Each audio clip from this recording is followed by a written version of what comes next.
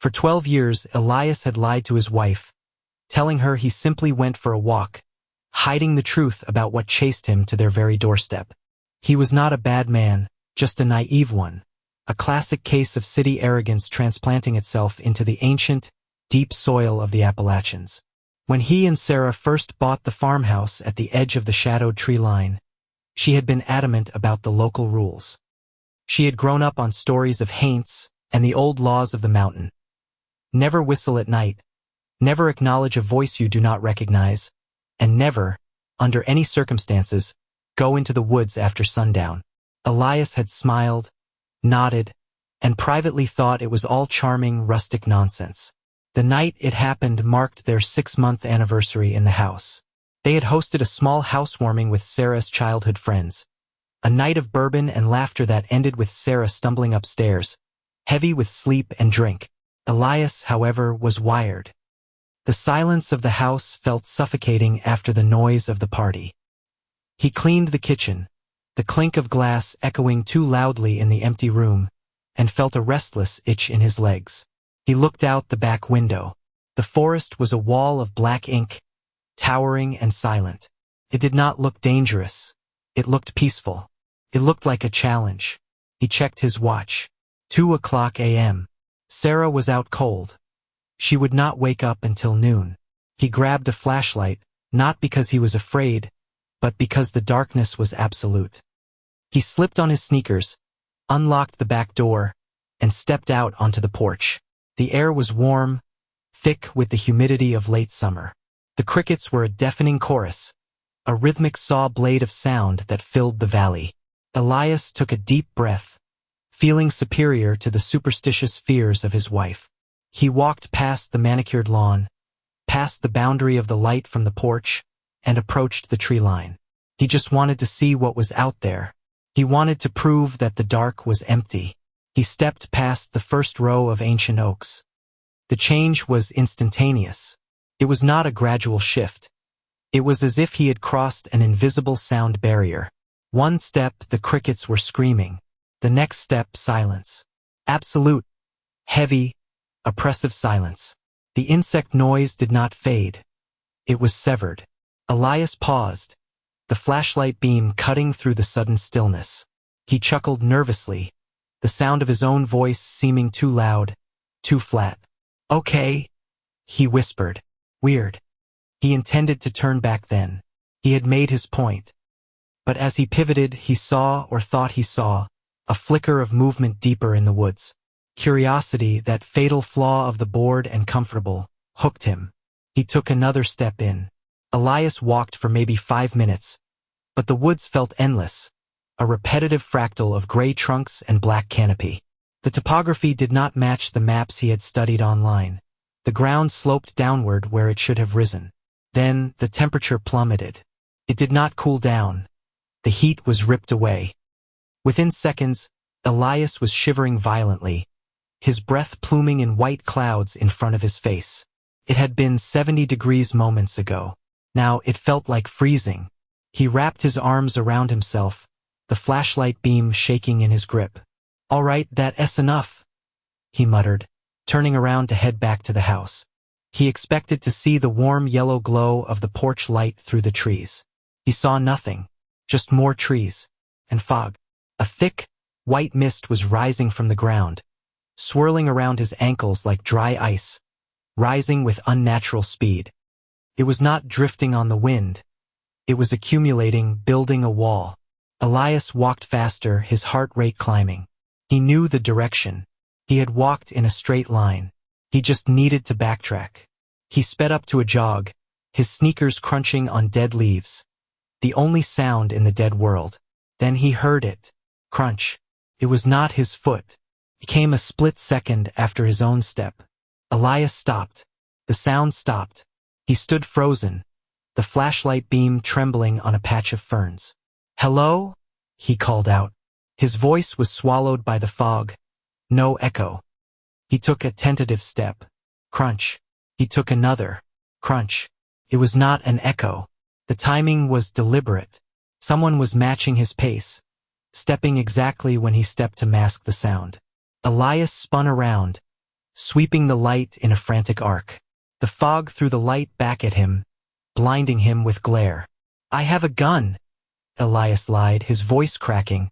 To his right, from the deep gray swirl of the mist, came a sound. It was a giggle, but it was not human. It was a wet, clicking sound that was trying to approximate a giggle. It sounded like stones grinding together in a throat full of fluid. Elias did not think anymore. The veneer of the civilized city man vanished, replaced by the terrified animal brain. He ran. He sprinted blindly into the dark, ignoring the branches that whipped his face and the brambles that tore at his jeans. Behind him, the rhythm changed. The footsteps were no longer trying to hide. They were heavy, fast, and closing in. Thump, thump, thump, thump. He risked a glance over his shoulder. The flashlight beam swung wildly, and for a fraction of a second, it illuminated the pursuer. It was not a bear. It stood on two legs.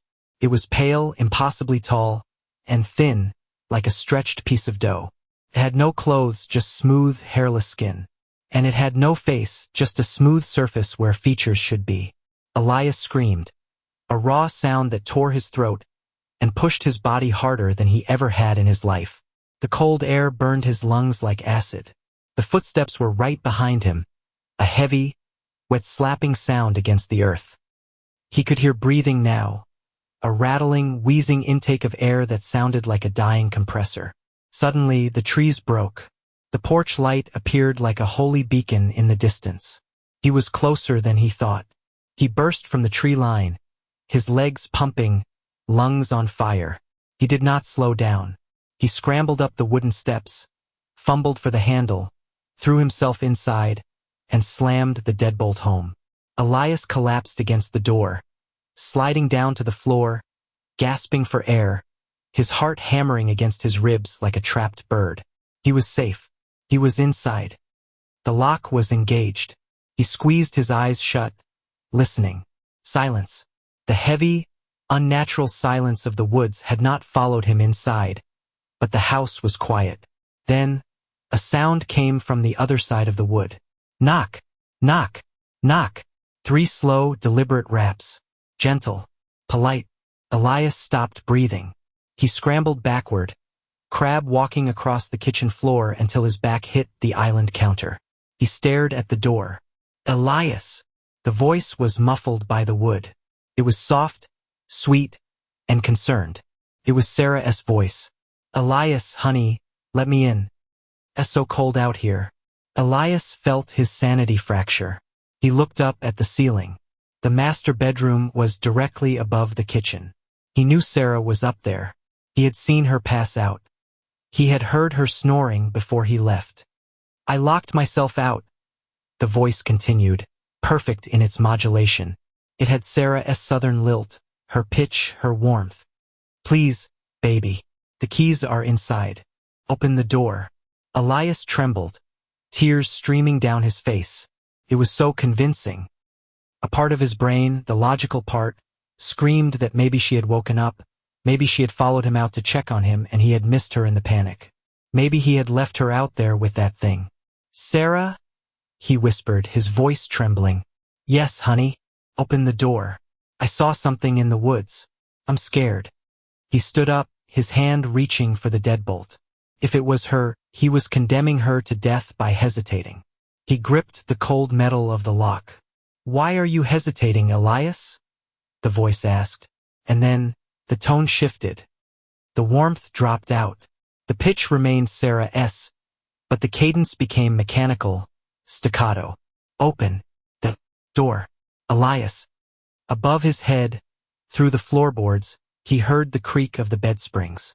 Then, the heavy, unmistakable thud of footsteps walking across the bedroom floor to the bathroom.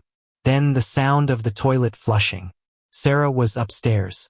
Elias yanked his hand back from the lock as if it were red-hot iron. You re-not Sarah, he breathed. The silence on the other side of the door stretched for 5 agonizing seconds. Then the voice spoke again. But this time it did not sound like Sarah.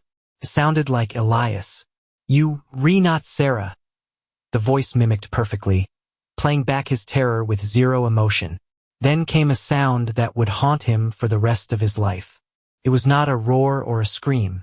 It was the sound of a massive, wet palm pressing flat against the wood of the door, slowly sliding down, causing the frame to groan under immense pressure. The doorknob rattled. Not turned, but rattled violently, vibrating in its socket as if the thing outside was testing the structural integrity of the entire house. Let in. Elias grabbed a heavy cast iron skillet from the drying rack, backing into the corner of the kitchen, eyes fixed on the door. He did not sleep. He did not move. He watched the gaps in the doorframe, waiting for them to splinter. The rattling stopped after a minute, but the presence remained. He could feel it, a heavy, malignant gravity pressing against the house. For hours he stood there. Every creak of the settling house sounded like a footstep. Every gust of wind sounded like a whisper. He realized then the depth of his mistake. He had not just gone for a walk. He had rung a dinner bell. He had acknowledged the darkness, and the darkness had followed him home.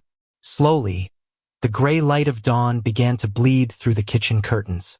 The oppressive weight lifted, dissolving with the shadows. The birds began to sing.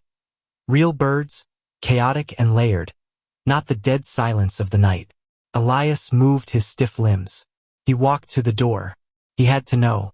He unlocked the deadbolt with a click that sounded like a gunshot. He cracked the door open. The morning air was fresh and sweet. The lawn was covered in dew. The woods stood silent and green, looking innocent under the rising sun. There was no monster, no fog, but on the white paint of the door, right at eye level, was a smudge. Elias stepped closer. It was a handprint, but it was wrong. It was made of red clay and rot. The palm was too wide, and he counted the drag marks of the fingers. Six long, slender drag marks where the fingers had slid down the wood. He heard Sarah's footsteps on the stairs. Elias? You up early? Panic surged through him. He could not let her see this. She would know. She would know he broke the rules. She would know they were not safe. He grabbed the kitchen towel, spit on it, and frantically scrubbed the clay. It smeared, stubborn and greasy, but he scrubbed until the paint was nearly stripped. Elias! Sarah walked into the kitchen, squinting in the morning light, clutching her head. Coffee? He turned, hiding the towel behind his back.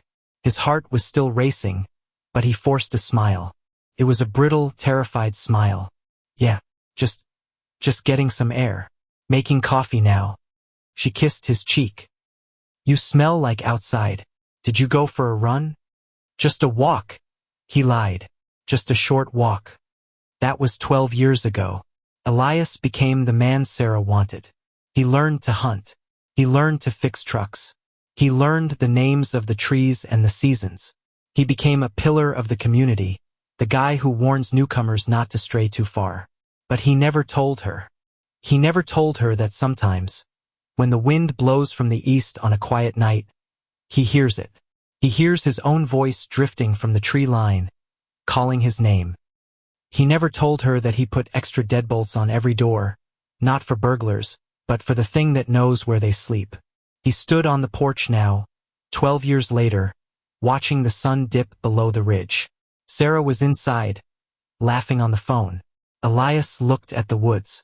The trees were still. He knew the truth now. The old stories were not warnings to keep people out of the woods. They were instructions on how to keep the woods out of the house. And he had failed. He had not escaped that night. He had merely shown it the way in. And every night, as he locked the door, he wondered if tonight was the night the lock would not be enough.